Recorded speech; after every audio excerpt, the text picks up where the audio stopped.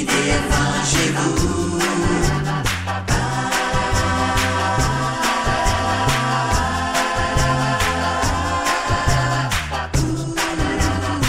IDF1 chez vous, IDF1 chez vous, IDF1 chez vous. Bonjour à tous, ravi de vous retrouver. C'est une nouvelle expérience que nous allons vivre sur IDF1. IDF1 chez vous est dans le 13e arrondissement aujourd'hui, quai d'Austerlitz. Et j'ai le plaisir de vous présenter Hugo. Bonjour. Bonjour. Vous êtes le directeur de Flight Experience. Oui. En quoi ça consiste ? Alors notre activité consiste à faire voler nos clients. Ce qu'on leur propose, c'est de se mettre dans la peau d'un pilote de ligne en faisant un vol aux commandes d'un Boeing C-137, un simulateur bien entendu, et accompagné par un de nos instructeurs qui est un pilote de ligne qui vous sert de copilote. C'est extraordinaire puisqu'on a tous envie, quand on a pris l'avion quelquefois, d'aller voir comment ça se passe dans le cockpit. Là c'est le cas et en plus on pilote. Et c'est exactement ça. On observe effectivement que la plupart des passagers jettent un coup d'œil furtif quand ils embarquent dans un avion. Et là ce qu'on propose, c'est non seulement de rentrer dans le cockpit, mais surtout d'en prendre les commandes et de faire un vol dans des conditions très réalistes aux commandes d'un avion de ligne, en l'occurrence un Boeing C-137. Il faut avoir un petit peu d'expérience ou alors tout le monde peut se lancer? Non, l'intérêt du concept, c'est que c'est une expérience qui est ouverte à tous. On n'a pas besoin d'avoir d'expérience ou de connaissances aéronautiques préalables.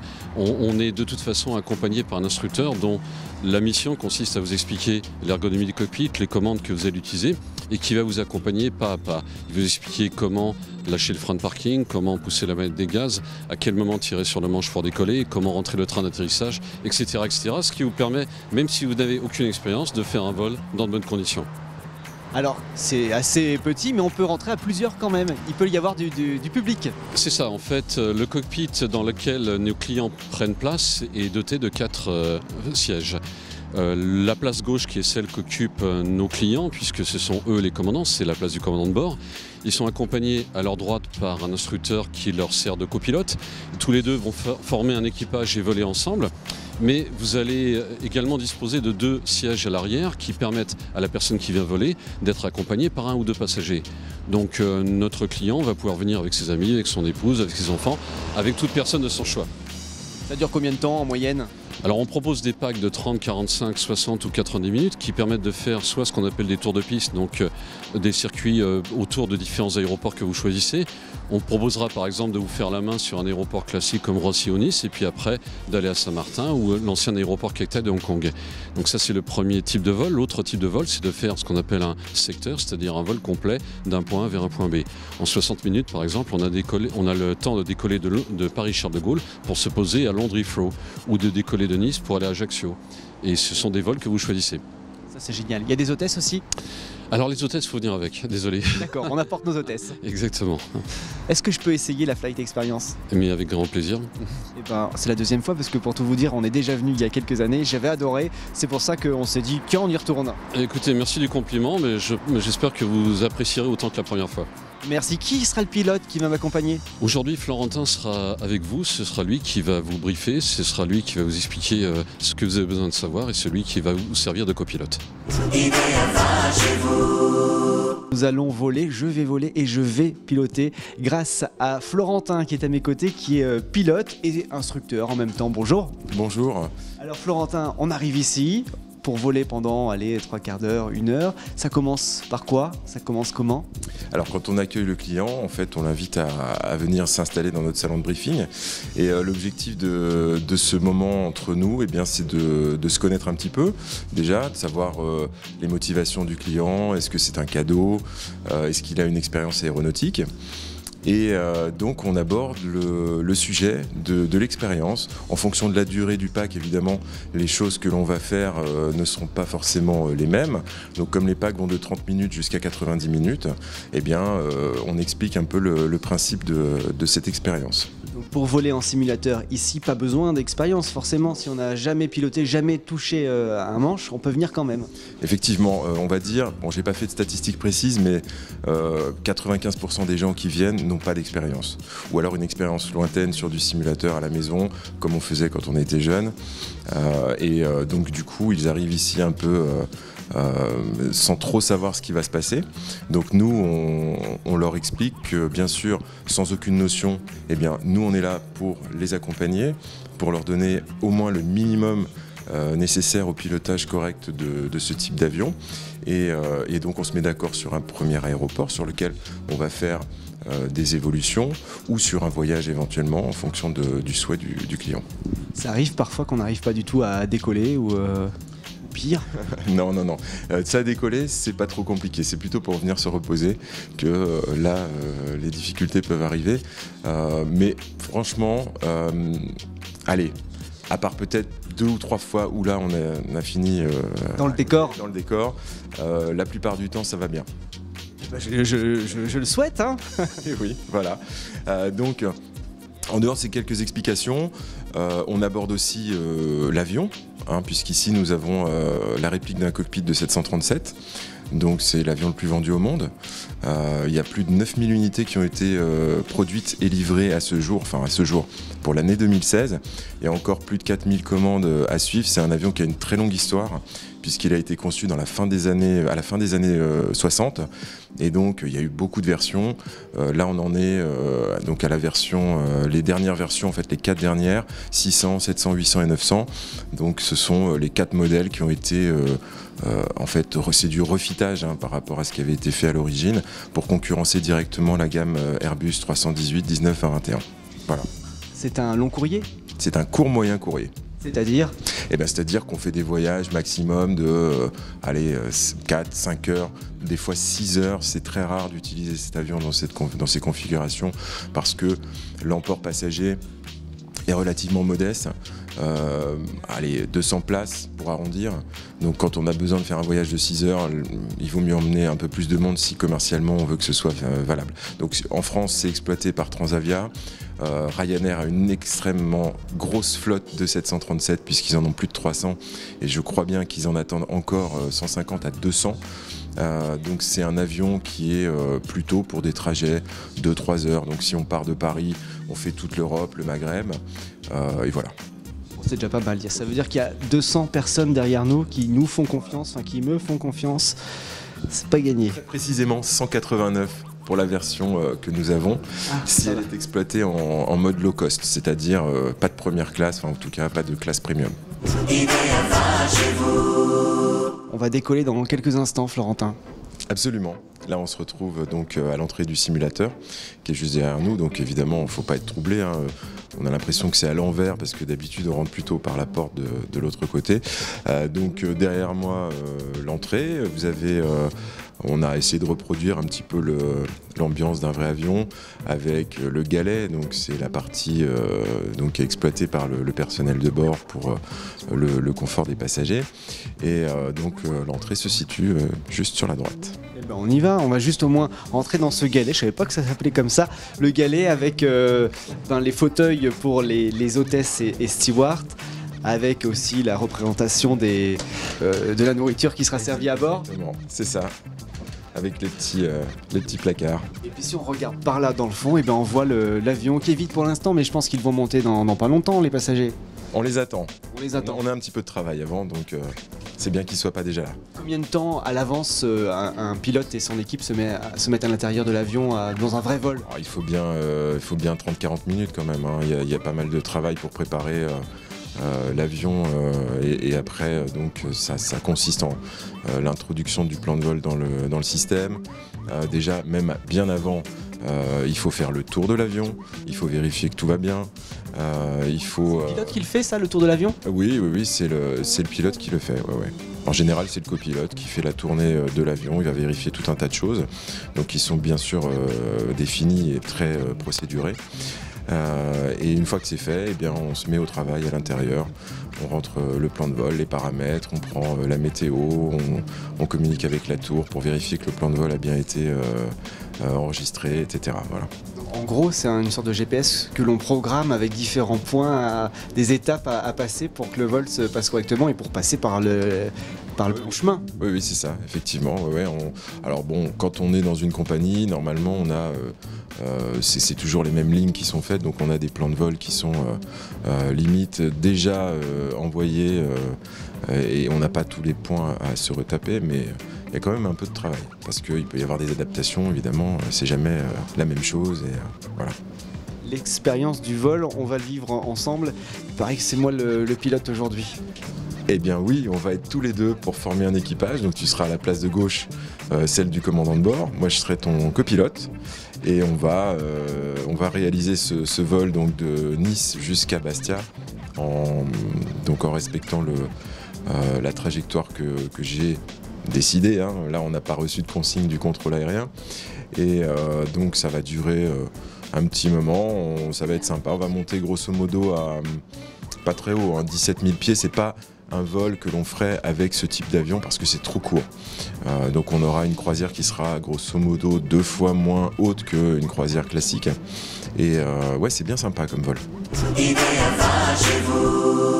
Bienvenue sur le vol IDF1 chez vous, en direction de Bastia avec Florentin qui est mon copilote. Ça va bien? Ça va super bien. Bon, bah ça va. Vous avez un superbe équipage quand même hein, pour vous amener jusqu'à Bastia. Je vous avoue, c'est la deuxième fois que je pilote. Normalement, on devrait y arriver quand même. Nous sommes installés dans ce cockpit magnifique, une réplique exacte d'un 737. Absolument. À la différence près que c'est un peu plus grand derrière pour pouvoir accueillir des passagers donc qui accompagnent les gens qui font l'expérience. Mais sinon, voilà, on a tout sous la main. Donc c'est un bel arbre de Noël. Hein. C'est un peu l'effet fantastique quand on rentre là-dedans, hein, toutes les lumières. Ça participe au côté un peu voilà, mythique du poste de pilotage. Donc c'est la taille, c'est souvent ce qui revient hein, avec les clients. Ils disent ah c'est tout petit, ouais c'est tout petit, c'est vrai. Bon c'est pas non plus. Alors ils disent que les sièges sont pas très confortables aussi, des choses comme ça. Mais une fois de plus, c'est pas un avion dans lequel on fait des voyages qui durent 10 heures. Donc on a le confort qui va bien pour mener à bien les vols. Alors comme tu peux voir Olivier, beaucoup de boutons, beaucoup de lumière, c'est très joli, mais quand on n'y connaît pas grand chose, on a l'impression que c'est un petit peu le bazar. Mais tout est très très bien organisé. On a une avionique très fournie, donc là on voit bien que c'est les versions récentes, hein, parce que les anciens 737, il y avait des trucs à aiguilles, ça faisait un petit peu plus horloge et pendule. Donc là, on est dans un environnement plutôt moderne. Et malgré la modernité, eh bien, il faut quand même tous ces boutons. C'est comme ça, donc on a tout un tas de choses hein, là-haut. Il y a des pôles. Chez Boeing, tout est organisé en ligne comme ceci. Là, on peut voir la partie carburant, la partie électrique, la partie hydraulique, la partie pneumatique, tous les éclairages. Ici, on a le panneau du pilotage automatique, tout un tas d'écrans, la partie au centre donc, où on peut piloter les réacteurs et les surfaces de vol, donc les aérofreins, les volets et tout le panneau radio.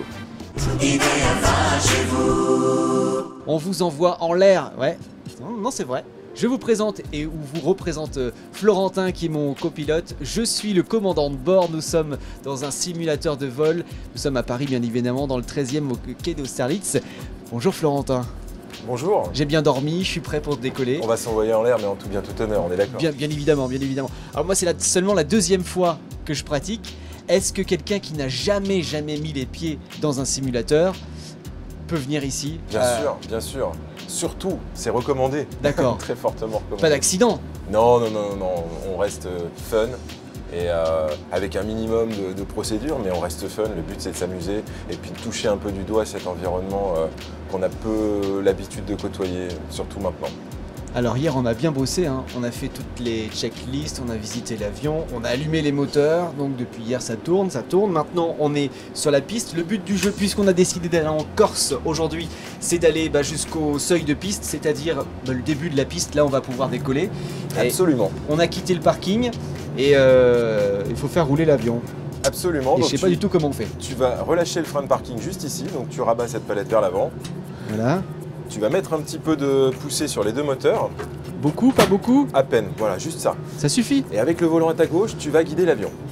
Ah mais c'est un volant, c'est un quart de volant en fait. C'est un quart de volant et là tu vas tirer un petit peu vers toi, tu vas voir l'avion il va commencer à virer sur la gauche. Donc on va aller chercher une ligne jaune qui se situe là sur le taxiway.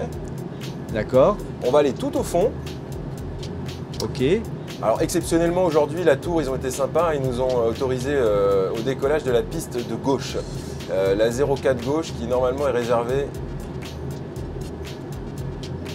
Parce que c'est plus dangereux, non? C'est plus facile? Qui est, pardon, réservée à l'atterrissage. À l'atterrissage, ah oui d'accord. Ouais, ouais. Non, mais je te laisse te concentrer parce que si compte sur moi, on n'est pas, c'est Ah, pas donc gagné. tu vois là, on est en train de rouler hein, Ouais. sur le taxiway. On va même ralentir un petit peu. Il suffit juste que tu coupes la poussée en arrière. Moi je vais, si besoin, je freinerai un petit peu avec les pieds. Voilà, là je suis vraiment au minimum. Voilà. Parce qu'on a un petit virage à négocier, donc il faut y aller Mollo mollo. mollo. Là on est à 23 nœuds, donc c'est pas mal, hein, c'est presque 40 km/h. Donc. Il faut tourner. Ah oui, j'ai Voilà, oublié j'ai la main ralenti sur un le, petit peu. sur le volant. Ok. Alors je te remets un petit peu de gaz. Ouais. Hop, juste du côté qui va bien pour nous aider à virer. Ah, que d'un moteur, comme ça. Ouais, Ah oui, une c'est plus petite facile. symétrie, ça nous aide à. D'accord. Alors tu vois les lumières qui clignotent juste là. Oui.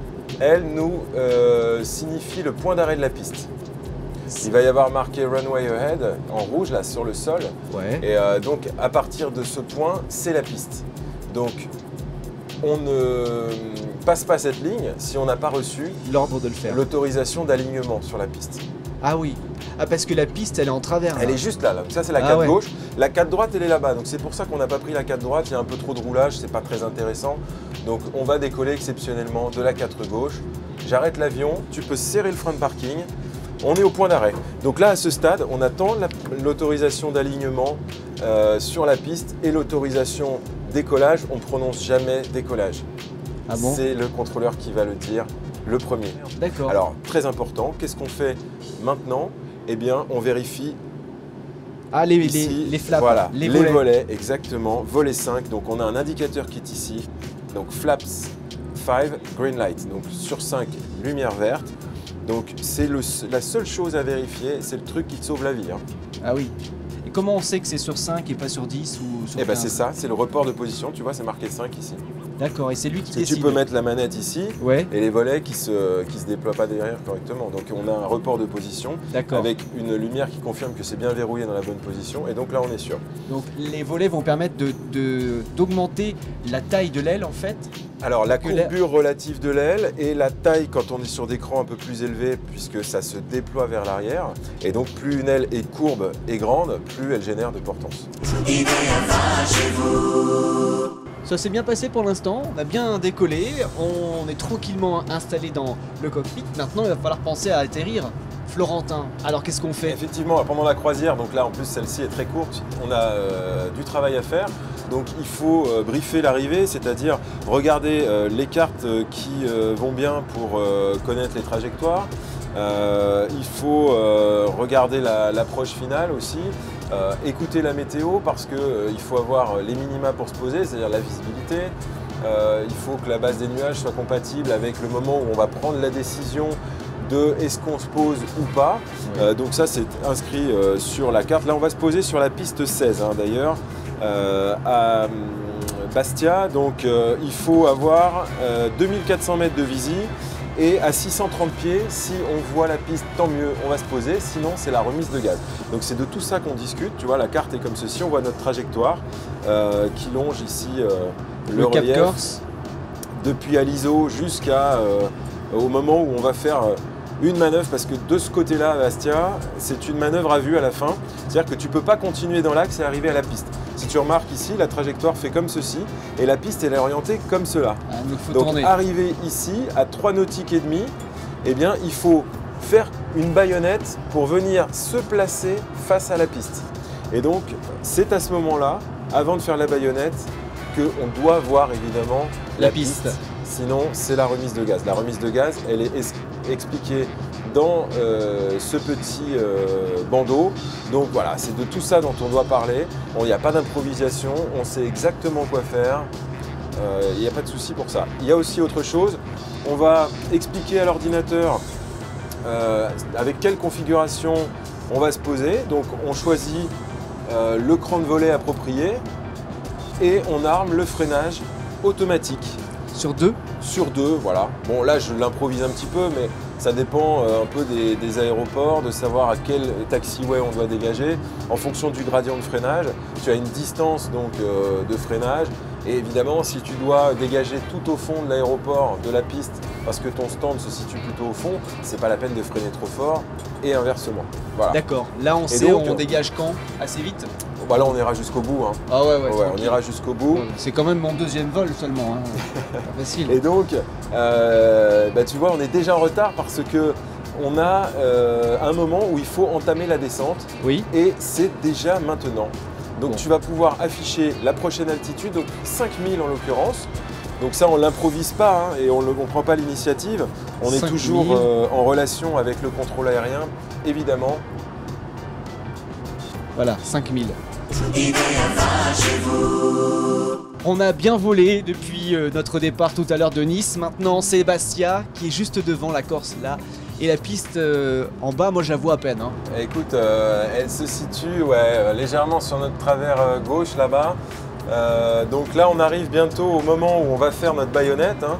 Donc on est quasiment au minima. Donc évidemment, on voit la piste.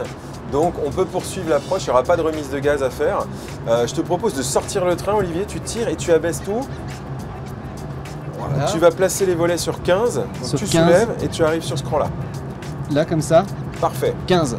Je t'arme C'est les bon aérofreins. Aérofrein, Ok. ça c'est pour freiner quand on est arrivé. Voilà, donc Ok. la piste elle est là. Hein. Devant, Oui, oui, je sais pas si tu vois. Ouais, c'est bon. c'est Donc bon. attention, l'ouverture à droite c'est quasiment maintenant. Donc c'est-à-dire ouverture à droite. Eh ben, on va incliner un petit peu l'avion. Tu peux Ouais. y aller. T'inclines ton avion. Ok. On Voilà. va en fait faire la baïonnette hein, pour venir Et se après, mettre on face à la revient. piste. Encore. Voilà, continue comme ça, c'est très bien. Qu'est-ce qu'il a dit là? Il a 10 000 pieds. Ah, On est autorisé à atterrissage. on remet les phares, les essuie-glaces, on sait jamais. Voilà, c'est très bien. Continue comme tu vois bien la piste. Oui, ça y est, je la vois. Ouais. Bon. Donc, en fait, on n'est pas en face là. Allez, t'es prêt pour virer À gauche. à gauche. Oui, tu me dis quand? Allez, vas-y maintenant. Allez, c'est parti. Avec une main, hein, parce que j'ai le micro. Je vais t'aider un petit peu si Ouais. besoin. Merci. On n'est pas près de l'eau là? Voilà, c'est bien. Voilà. Ok. Ah, ça y est, ça y est. Donc là, on a combien de Ah, hauteur? tu vois bien là la piste? Oui, je la vois. On arrive presque en face. Oui. Ah, finalement, elle est plus grande quand on s'approche. Allez, la checklist atterrissage, donc on aurait dû la faire un peu plus tôt, mais c'est pas grave. Hein. Ouais, on a la On a le train, les volets. Le train, les volets, c'est bon. Voilà. Sur 15. On a les aérofreins armés. Oui, c'est bon. On est face à la piste, quasiment. On va essayer de se placer proprement. On a la vitesse de référence. On est un petit peu bas. Hein. On est un. Ah, Ouais, mince, on va essayer de faire. C'est pas grave. On va faire pour un- les arbres. On va faire un petit palier. Ouais. Ça on le voit avec les lumières de l'extérieur. Hein. Ah oui. Tu vois, il y a des lumières un peu trop rouges. Ça y est, ça Ah, commence c'est à comme les redevenir phares bien. dans les bateaux. Sur les bateaux. Ok. Alors J'ai t'es un peu prêt? le- Tu vas mettre ta main droite sur les manettes de gaz. Oui. Hop. Voilà. Ok. Tu me dis quand? T'es prêt pour la réduction? Oui. Ouais, on est un peu de travers, hein, non? Non, non, ça va, ça On va. est un peu de travers. Allez, tu réduis tout en arrière. Tu places ta main droite ici, sur les inverseurs. Inverseur. Ok, tu soulèves tout. Inverseur. Ça y est, on a touché là, non? Ça y est, on a touché. Tout va bien. Les aérofreins sont levés. Oui. Les rivers sont verts. Donc l'avion est en train de décélérer. Hein. Oui. On est arrivé à 60 nœuds, donc tu vas rabattre ces deux manettes puisque nous n'avons plus besoin des D'aérofrein. inverseurs. Et l'avion continue son freinage. Alors on va le laisser aller jusqu'au bout de la piste. Donc là, je désengage le freinage automatique. Là, il est désarmé maintenant. Oui. Et on va poursuivre le roulage jusqu'au bout et puis on va dégager. Donc maintenant, je conduis à nouveau avec mon petit volant sur le côté. Exactement. D'accord. Et là, je dégage de la piste. Au fond, Arrivé au bout. Au fond à droite. Ouais. Très bien. Eh ben, on fait ça et on se retrouve dans quelques instants. Parce que vous avez assisté à un atterrissage parfait, on peut le dire. Quasi parfait. On était un petit peu bas en courte finale, Ouais. mais bon, on n'avait pas le temps de remettre les gaz là. Donc, IDF va chez vous. Nous avons pu décoller de Nice, voler jusqu'à Bastia et surtout atterrir à Bastia, ça c'est important. Ça y est, c'est fini, on n'a plus qu'à se garer. voilà, on arrive au parking. Donc toujours avec le volant Avec que le j'ai volant, sur exactement. la gauche. Le parking, on suit la ligne jaune. Hein. Oui, on va se mettre là, à côté de l'Airbus là, et puis après on éteint tout. après on éteindra tout et on ira boire un la coup parce mission qu'on a sera bien mérité. accomplie. Voilà. Alors si vous aussi, vous voulez faire l'expérience ici, ça se passe comment, Florentin? Qui est-ce qui peut déjà venir s'installer à ma place là en tant que commandant de bord? Eh bien, n'importe qui de préférence. De 12 à 93 ans, je crois que c'est notre doyen. D'accord. Avec ou sans expérience, que ce soit une expérience virtuelle ou parfois on a même des pilotes de loisirs et aussi des pilotes professionnels qui viennent de temps en temps pour s'entraîner un petit peu parce qu'ils ne connaissent pas particulièrement ce type de machine. Ça peut être une idée de cadeau pour les fêtes de fin d'année, pour la Saint-Valentin, pour les Et anniversaires. ouais. Il faut se faire offrir ça. C'est incontournable, que ce soit Noël, fête des pères. Il y a toujours une occasion qui permet de faire plaisir à un proche ou à un ami. Et la seule chose que je peux vous dire, c'est que pour l'instant, et ça fait quand même un bon moment que je fais ça, à la fin, quand les gens sortent, il y a le sourire. Ouais. Donc voilà, c'est la preuve que le résultat est là et que le fait d'être baigné dans cette ambiance et de découvrir quelque chose qu'on n'a jamais vu probablement, eh bien c'est forcément incroyable. C'est quelque chose qui se fait à plusieurs aussi parce que là la caméra est assise, c'est Pierre-Antoine qui est assis sur un des deux fauteuils, donc il peut y avoir deux personnes Bien sûr, nous accompagnent. Qui participent à l'expérience pour voir un peu comment ça se passe. Il y a même des formules où on peut changer les pilotes pour que tout le monde puisse profiter. Et puis il y a une caméra, coucou, qui nous filme et donc on repart avec le film. On peut repartir avec le film si on le souhaite. C'est génial. On se trouve 21 quai d'Austerlitz, dans le 13e, et on téléphone tout simplement pour prendre rendez-vous. On peut acheter les coupons sur le site internet de Fête Expérience. Et une fois qu'on reçoit son coupon à la maison, soit on le garde pour soi, soit on l'offre. Et une fois qu'on a le coupon, on peut appeler pour prendre rendez-vous quand on souhaite. Eh bien merci beaucoup Florentin. C'était un grand plaisir. J'ai pas été trop nul. Non, c'était parfait, t'as vu, on est bien posé, tout va bien, il fait beau, donc... J'ai pas cassé l'avion, les passagers sont contents. Non, tout va bien. Il fait chaud à Bastia, tout va bien. Merci infiniment. Avec plaisir. À très bientôt, je reviendrai. Merci à vous de nous avoir suivis, on se retrouve très vite bien sûr pour découvrir d'autres lieux de loisirs en Ile-de-France. À très vite. Merci. IDFA chez vous.